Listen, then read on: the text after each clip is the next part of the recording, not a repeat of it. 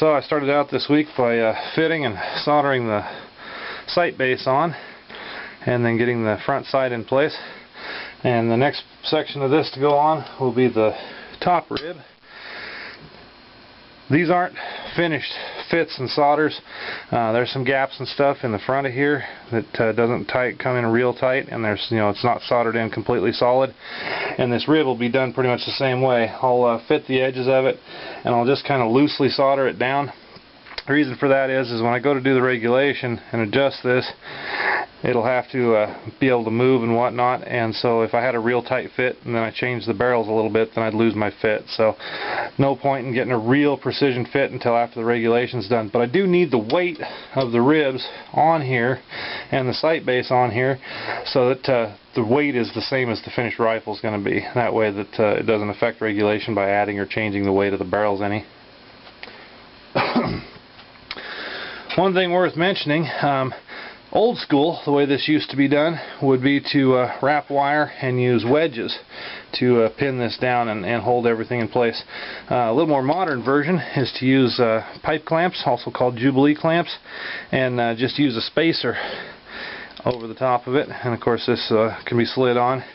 But the nice thing about using a Jubilee is if while you've got everything hot and you need to apply more pressure or anything, you don't have to worry about tapping wedges or anything in. You can just use a socket head driver and tighten or loosen the Jubilee as you need to, so it really makes it easy to adjust your fit and everything even while it's still hot, because you really don't have to touch it very much. Works a lot better than wire. So just a recommendation there if you're ever doing this kind of work, that some cheap pipe clamps, they work really good.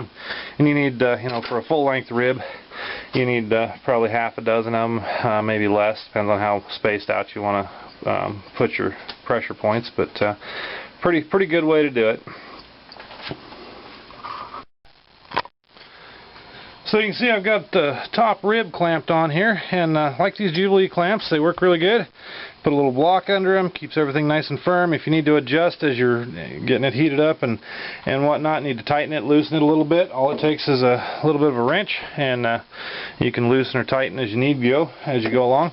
So that works really good. It's better than wire and wedges ever thought of being.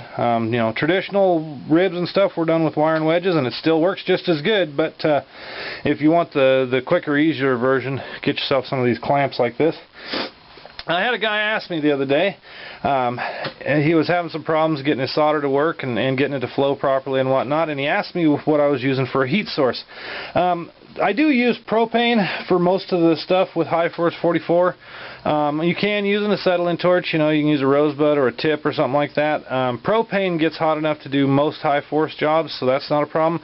But when it comes to doing these ribs and getting your solder to flow down inside and getting everything to really take a good bite, there's a couple things you really have to do. You really have to fit them up tight to where they're really a good clean fit down the radius. You have to have a really good clean working surface. You have to use the right flux, and you have to use the right solder with that flux. But when it comes to heat, this is a very, very old school technique. What this is this just a rod, and it's on a little stick here. You can see it comes off. And so there's really nothing to it, but what I do is I've got about 6 or 8 of these, and they're about 50 thousandths underneath the bore size. They're about 50 thousandths smaller diameter than the bore size.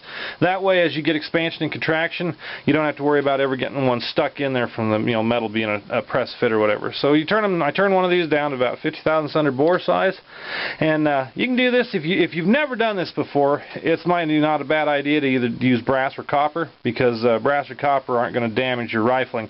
If you've done this a few times, you're kind of experienced at it, you can get away with using metal, because you've got a little experience and know where you can rub and where you can't to not do any damage. So brass or copper works good for anybody who's never tried it this way. But what I do is I've got about 6 or 8 of these. They're about 6 inches long. If I'm working smaller diameter barrels where I can work a little faster, I'll make them about 1 foot long. But I put these in my heat treat furnace. I take them up to 1100, 1500, it depends on how hot I want to get them. Take them up to a good hot temperature though. Get them to where they're really glowing red. If you don't have a heat treat furnace, that's really not a problem. You can use a barbecuer or a fire pit or something like that, and you just get your coals all laid out, or just dig a trench in the dirt and get your coals laid in there and get these down in there and light your coals. And it'll give you about, a coal fire will give you about 3 or 4 hours of time to work with these. But the reason you need like 6 or 8 of them is because they're going to cool fairly fast. So when you pull them out of the furnace or pull them out of the fire, you stick them down in the tube to where you're going to start working your soldered section, and they're going to radiate their heat out into the barrel and the rib. And the nice part of this is that they're going to, because the heat's coming from the inside, it's going to draw the solder down into the joint. It's going to pull that solder down towards the heat. So that works really good to do this way for these long stretches of rib and stuff. But these cool pretty fast. So, you got to have 6 or 8 of them going at a time so that when you get one that's cold, you can pull it out, put it back in the fire or the oven, and get a fresh hot one out and stick it in there, because it'll take a couple times to get your temperature built up. Once the solder starts flowing though, the residual heat will carry for a ways, and so you just got to keep rotating these in and out of your furnace and moving farther down the rib. And you can do one side at a time, or if you're really good at this, you can do both sides of your rib at the same time. Just stick 2 down in there and work a section, move ahead, work a section, move ahead, just working your rod down through there, heating up as you go, and carry it down the length of it. Using these low temp solders, these things really work pretty good, and especially when you get up into big diameters like this, they maintain a lot of heat for a long time, so you can really carry the soldering through. But this is a very old technique. It's been done this way for 100 years, 150 years. Use a rod down the barrels to do your soldered joints and stuff. So nothing really new here, just something that a lot of guys just, they don't use this technique anymore. And it, really don't understand why guys don't use it, because this stuff really is a tried and true method, and it works really good. So anyways, that's how you can get some heat down in there and get things soldered up real good, get your solder to flow the right direction.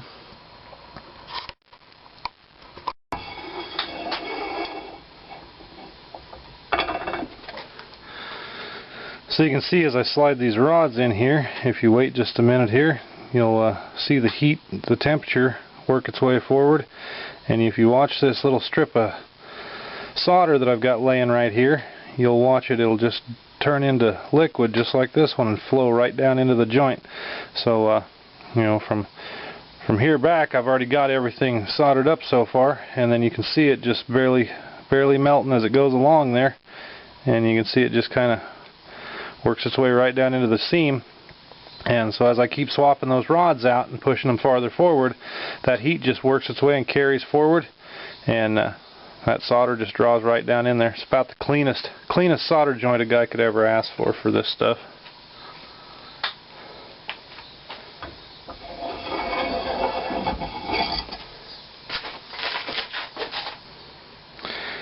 And I just use this little stainless rod here to just kind of keep my solder pushed down into the joint, and it'll just draw itself right down in there as it flows in. But you can see it makes a nice clean joint.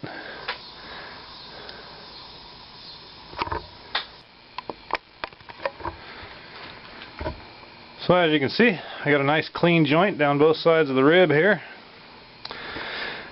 Doing it this way, it really localizes and allows you to control the heat, and so I didn't have to worry about the rib popping off.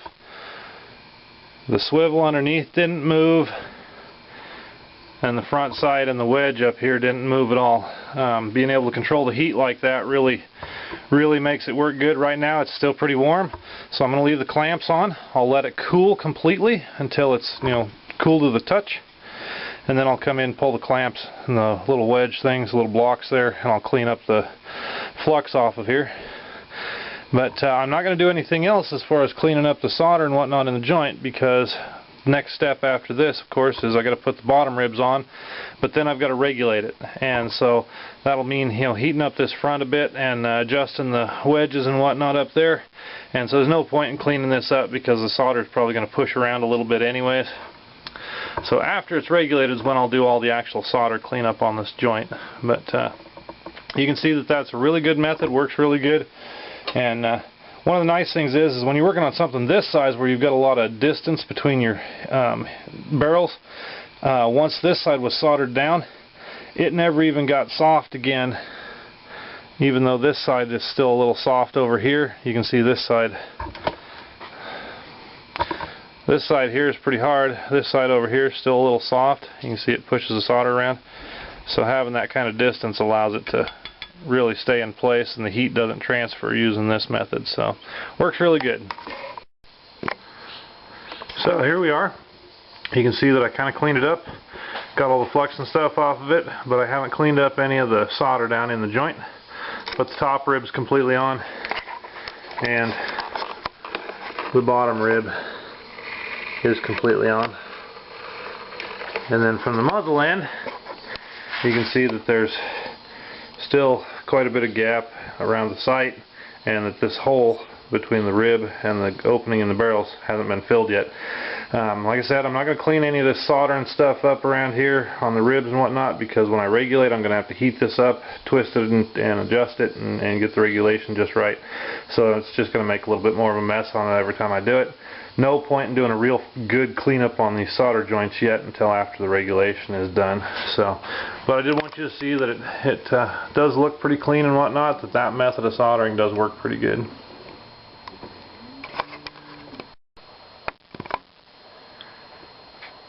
So, with the ribs on, everything else is attached, the weights are in it, the gun is basically finished. I mean, you know, obviously there's some finished work to do, but as far as being a functional rifle that's, you know, mechanically sound and has all of its parts attached, that rifle is finished in terms of mechanical workings. Obviously, you know, there's quite a few hours of finish work to actually do, but since we're at this point, I like to stop and give a little discussion on regulation, because there seems to be quite a bit of misinformation and confusion about regulating a double rifle. For some reason, some people seem to think that this is some kind of black art, and that, you know, if you don't learn it from some, you know, professional builder, you'll never understand it. And that's just simply not the case. Regulating a double rifle is really not as complicated as a lot of people make it out to be. It's a fairly simple process, and there is no black art to it. It really just boils down to some fairly simple physics. So I'm going to try and explain this, and hopefully I can clear up some of the misunderstandings. But if I can't, if all I do is muddy the waters, well, at least I gave it a good try. So I've got a couple things drawn out here. I've got the muzzle view, regulation wedge, front sight, and the under rib, and that's basically, you know, how it looks. And then I've got a couple of center lines of the bore. If you were looking top down and you took the barrels away, all you would see is the bore line basically, and this would be center lines of your bore lines. So that'll give you an idea. This will help me illustrate some of this stuff. There's two basic arguments, and you know, I've been involved in this discussion a number of times in the past 10 years, and it basically, I think it boils down to a little bit of misunderstanding. But the two basic things that are most often argued about is, do the barrels cross, making the bullets cross at a certain point of impact, or do the projectiles, the bullets, shoot parallel to infinity on a double rifle? And I think that's the biggest misunderstanding, is that both answers are sort of right. A well-regulated, you know, properly adjusted double rifle will shoot parallel to infinity. But if you put a laser sighter in each bore and shoot a laser down the bore, it will look like the beams, the path of the laser, crosses at a certain point, and that's your generally considered point of impact. And so I think that's where the biggest misunderstanding comes from, is that yes, the barrels do converge, and so you would think that the projectile would converge at some point where the barrels are crossing, your basic triangle idea. You know, base of a triangle, two tapering points, and that your bullets would cross. That's not actually the case, though, and it's a little matter of physics, and it's really not, you know, you say physics and people go, I don't understand that. Well, it's really not that complicated. Really what it boils down to is mass and velocity versus time and travel, or time and distance. If you want to say it that way, time and distance, or time and travel. So, you know, you've got your muzzle, you've got your mass of your projectile, and the velocity at which it's traveling down the barrel, and you've got the amount of time it takes to go from the chamber to the leaving the muzzle and the distance that covers. So what matters is how long it takes for it to cover that distance. Once the bullet leaves the muzzle, then you have absolutely no control beyond that point. From that point on, the bullet is going to do whatever it was doing once it left the muzzle. Whichever direction it was pointed, that's where it's going to go. So, when I say that both arguments are right, that yes, the barrels do point to a single point at a certain distance, but that the projectiles fly parallel, or should, as close to parallel as you can make it, both statements are actually true, and I'm going to explain why. So, mass of the projectile, the velocity at which it's moving, versus the time it takes to get from the starting point to leaving the muzzle. And here's how it works. If both barrels were parallel, if they were truly parallel, and you can see I've drawn this with a little bit of a taper in it.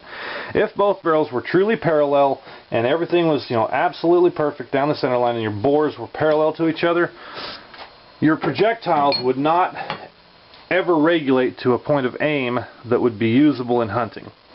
The reason is because when you pull the trigger, primer goes off, powder explodes, projectile starts to move down the barrel.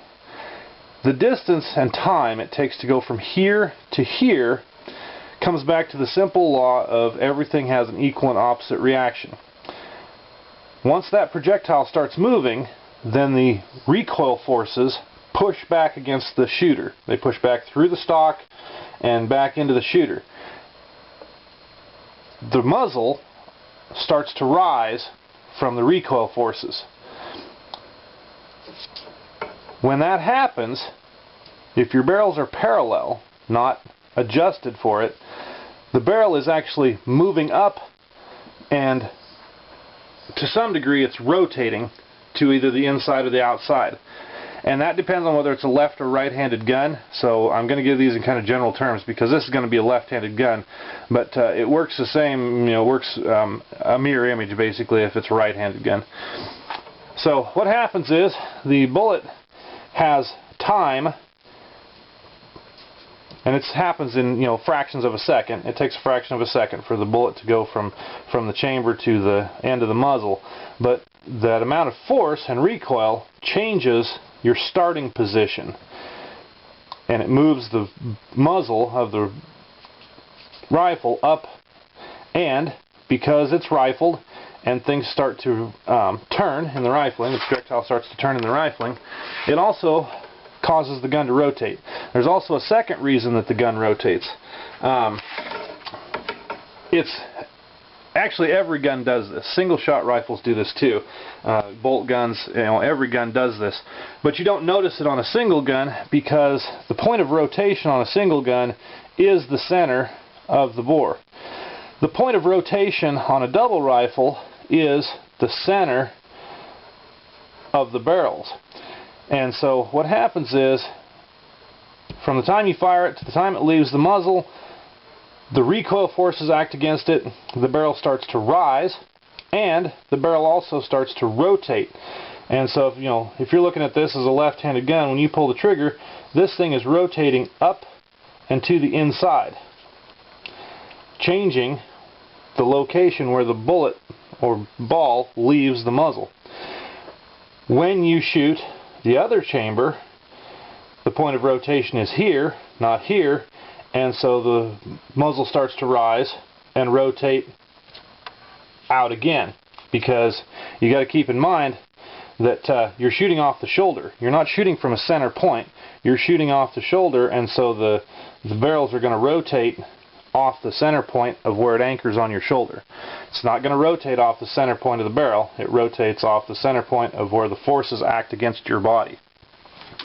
So this is where the confusion comes in. If these two were absolutely perfect and true and parallel, these forces, the time it takes and the distance it covers, changes the position of the muzzle, And if these two barrels were parallel, then one ball would leave at a location up here and the other ball would leave at a location up here, and being that they were parallel, the balls, once they travel over distance, because the farther away you get from the point of separation, the more they're going to cross. So these things have to be adjusted for. That's why there's a regulation wedge built in.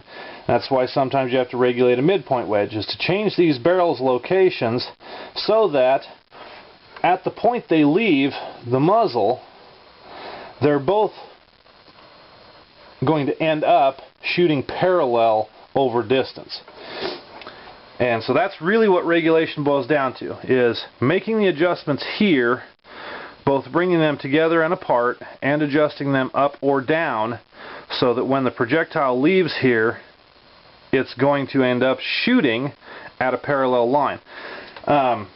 And I know this seems kind of odd and weird, and it's just kind of confusing to a lot of people, but it really is very, very simple physics. It's the mass of the projectile and the velocity it's traveling over the time and distance it takes to leave the muzzle, and then the recoil forces that cause it to change the muzzle position. In this gun, and this gun has some unique criteria, because it's a 2-bore, because the projectile weighs a half a pound, and because the brass weighs a half a pound, and because of the mass of the gun, it's not like a smaller caliber. A smaller caliber or a double rifle, if you don't load the off chamber, there's not usually enough weight in the brass and the bullet, you know, like say a 450 or a 458 or something like that. The weight of the projectile and the weight of the brass and whatnot usually isn't enough to give you a noticeable change in impact if you don't load the off chamber, if you only shoot one chamber. Or if you shoot it left barrel instead of right barrel first, or right barrel instead of left barrel first. But because of the weight of the projectile and the weight of the brass in this rifle, this gun will be very, very specific.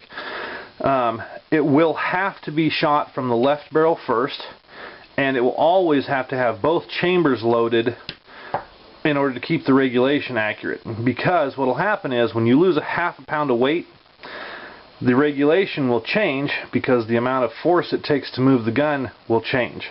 If you try to shoot it from the off chamber first, this being a left-handed gun, it would go left side first, then right side.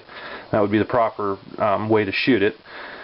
If you tried to shoot it from the right side and lost a half a pound of weight out of the right barrel before you shot the left barrel, then your regulation is going to be off.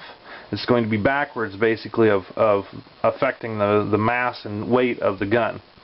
And if you leave the brass end bullet out of one chamber, you're actually losing over a pound of weight.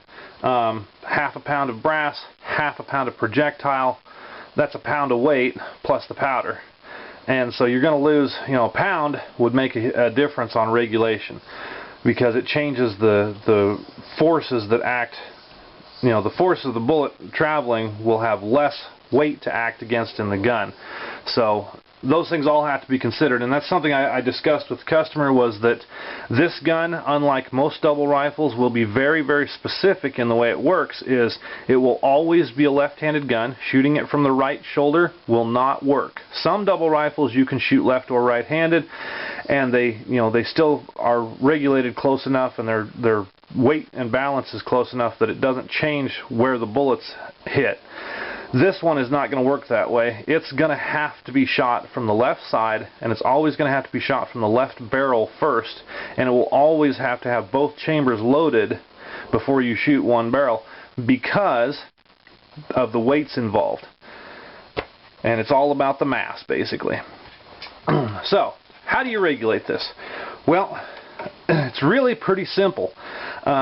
In a common caliber, like say a 375 H&H or a 458 or a 450-400 or any of those, any of the 475-500, any of the known calibers that there's factory ammunition for, usually you would regulate them for the factory load. You know, the weight of the projectile and the factory velocity on factory ammo, because that's what most people are going to be able to purchase and buy. Obviously a lot of guys are hand loaders, and so they can adjust their loads as they see fit. But double rifles, because you're dealing with a certain set of criteria, mass, velocity, time, and distance, you have to keep your projectile leaving the muzzle at the same point in the rotation in order for it to shoot and regulate properly. So you can change projectiles, but if you change projectiles in a double rifle, you have to change the load so that the mass and velocity versus time and distance comes out the same when it leaves the muzzle.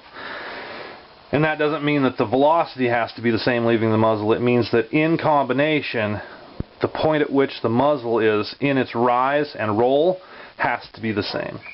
With this gun, though, and with a lot of wildcats, so to speak, and this really isn't a wildcat, but it's something that has no given load data and no factory ammo available for it, the place to start on doing this is to work up a load.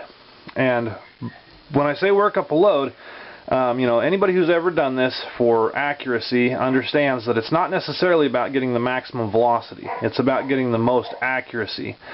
And so what I'm going to do is, I mentioned earlier that I'm going to start with a low load that I know the velocities on it, I know the accuracies on it, and I know it works in a single barrel gun.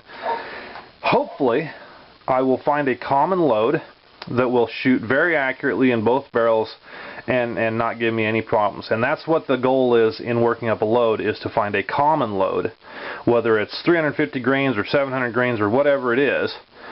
It's to find a common load that shoots with the same precision and accuracy out of both barrels. I have a customer request on this gun that the load be as close to 600 grains as I can make it. And I will, of course, try to do that, but I'm gonna stop where the accuracy is best. When you're talking about double rifles, accuracy is a little bit of a different term than it is when you're talking about most hunting rifles and most bench guns. Bench guns, you want to shoot the absolute precision, consistency over and over and over again with the smallest possible group. Hunting rifles, obviously, there's a little bit of leeway. You're not poking paper. If you've got good accuracy, generally most people consider 1 MOA to be good hunting accuracy. That's usually acceptable. In a double rifle, accuracy is defined a little differently, because these are regulated to a given distance. In the case of this rifle, the single fixed leaf is going to be regulated for 50 yards. Accuracy on most double rifles, and kind of the industry standard, is 3 inches at the regulation distance, meaning that if you shoot a left and a right, a left and a right, a left and a right out of the muzzle, you should end up with a group of lefts and a group of rights that fit inside a 3-inch diameter. Now, because this gun is a 2-bore and it has a 1/326 ball diameter, obviously, that's almost, it's not too much short of being 3 inches all by itself. 1/326 plus 1/326 gets you pretty close to 3 inches by itself. So the accuracy on this gun, because of its bore, if the accuracy is out there in the 3.5 to 4 inch range, I'm actually going to consider that pretty good for the regulated distance. With other guns that I've built and some of my own personal double rifles, I've spent a lot of time really working them and regulating them, and spent a lot of time getting them down. And I have a 500 Black Powder Express muzzle loader that shoots a 500 grain bullet that will shoot 1.5 inches. Five shots from the left, 5 shots from the right, and I can put them all into 1.5 inches and cover it up with 1.5 inches disc, basically. So I mean, double rifles can be exceedingly accurate, but for this one, because of the size of it and because of its limited its limited usage, so to speak, this really is truly the biggest of dangerous game guns. And dangerous game is not typically hunted at 300 and 400 yards. It's hunted very close, 50 yards or less, and a lot of times lots less. So regulation on this is going to be set at 50 yards, and if my regulation group ends up being 3.5 inches or less, I'm going to be just tickled with this one. But a guy can really work on it. He can really work his load development, and he can really work his regulation, adjusting the wedges, the muzzles, and whatnot. And a lot of times you can get a double rifle to shoot very accurately. But it should shoot. The left barrel should always be left of center, and the right barrel should always be right of center. They should not actually be crossing at any distance. They should shoot parallel. So to make those adjustments, what a guy has to do is he has to work up a common load. And for this, like I said, I'm going to start at 350 and work my way up a little bit at a time. And when I get to a load where both individual barrels, where each individual barrel is giving me a very good group, then I'll consider that, you know, a common load where the one load, whether it's 350, 400, 500, whatever grain of charge it is, gives me a very consistent size of group that is nearly the same out of both barrels. That's what I'm going to consider the common load, and that's what most double rifles are set up for, is for a common load that gives you the best accuracy out of both barrels. Doesn't mean that that's the best accuracy each individual barrel will give you. It just means that that's the best accuracy you can get out of both barrels shooting that charge and that weight of projectile. Once I have that common load, then what I'll do is I'll start working on regulating it. And the way to do that is to shoot a left and a right and see where they impact the target. I happen to like these targets because they have 1-inch squares, so it makes it really easy to measure and know where you're off at. But I'll shoot a left and a right, and wherever they end up, then I'll know which way to adjust the barrels. And that's going to be, you know, dependent on where they're at. And then what I'll do is I will take it in the shop, I'll put it back in the clamps, I'll heat up the muzzles, and you remember that regulation wedge I built? That allows me to twist the barrels up or down independently, and it allows me to spread them or bring them closer together. So that's kind of indicated by these arrows that I can move these barrels independently of each other in 4 directions. And this is kind of the part where people say, well, it's black magic. Well, it is and it isn't. It's really not black magic. It's really a matter of getting the point where the projectile leaves the barrel to give you a parallel shooting line. And the idea is you know, it's very, very difficult. It can be frustrating, and it can take a great deal of time and a lot of shooting to do this. I really hope it doesn't, because these 2 bores have a ton of recoil. But you know, I've had a few. I've had one in particular that took me about 120 shots to get it regulated, and that was including, you know, the load workup to get a common load. 120 shots out of a 2-bore like this, that would just kill a guy. I mean, it would take you months and months and months to do that because of the amount of recoil forces. You just simply cannot shoot these things 20 or 30 times in a single session. You have to, you know, with this kind of recoil force, you have to take your time and do it over the course of several days, several weeks, you know, whatever it takes. With a smaller caliber, though, one that doesn't beat you up when you're shooting it, you can, you know, spend some long days on the range and back and forth between your shop and adjusting wedges and stuff. And the reason the one that took me 120 shots took so long was because there's that mid wedge, the one that the sling is attached to. If you get that too far back or too far forward, it actually creates, you know, if you have that mid wedge in here somewhere, if you get it too far back or too far forward, too far back, it actually makes your barrels bow out. Too far forward, and it makes your barrels bow in, because it's actually sucking them in. So, you know, if you don't get that placed right, and it's pushing your barrels either in or out, it makes it very difficult to get your regulation right. So sometimes that midpoint wedge has to be adjusted a little bit to allow the barrels to taper, you know, to come to the same position they need to and keep the bore lines straight. And small barrels, small calibers with thin barrel walls are actually, in my opinion, tougher to regulate than big, heavy, thick barrels like this. The big, heavy, thick barrels like this, they're a little harder to move around, but they're stiff and rigid during the length of the barrel, and so they tend to regulate a little easier. Little thin barrels, they tend to flex really easy. They tend to be a little whippy. That's kind of my own term, whippy.